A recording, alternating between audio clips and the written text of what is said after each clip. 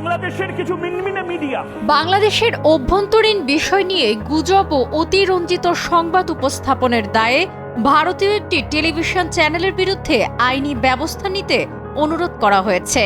সেই সঙ্গে বাংলাদেশে তাদের নিউজ কন্টেন্ট নিষিদ্ধ ও ব্লক চেয়ে আইনি নোটিশ দেয়া হয়। রবিবার রেজিস্ট্রি ডাকযোগে আইনি নোটিশ দিয়েছেন সুপ্রিম কোর্টের আইনজীবী মোহাম্মদ মাহমুদুল হাসান।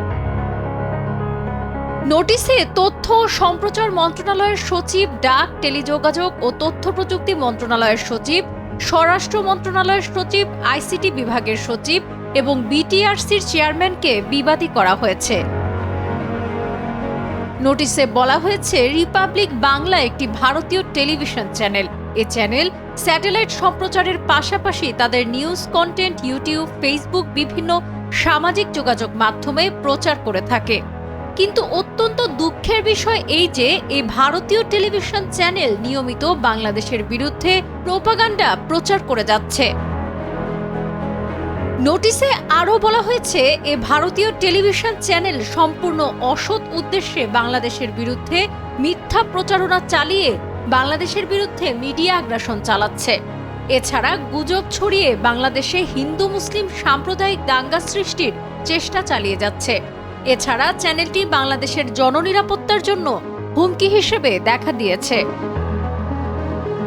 আইনি নোটিশে বলা হয়, বাংলাদেশের জাতীয় নিরাপত্তা সুরক্ষার জন্য বাংলাদেশ সরকারকে অবশ্যই ভারতীয় টেলিভিশন চ্যানেল রিপাবলিক বাংলার বিরুদ্ধে আইনি পদক্ষেপ নিতে হবে। এছাড়া বাংলাদেশের জননিরাপত্তার স্বার্থে বিদেশি টেলিভিশন চ্যানেলের সব নিউজ কন্টেন্ট বাংলাদেশের ভূখণ্ডে নিষিদ্ধ ও ব্লক করে দিতে হবে।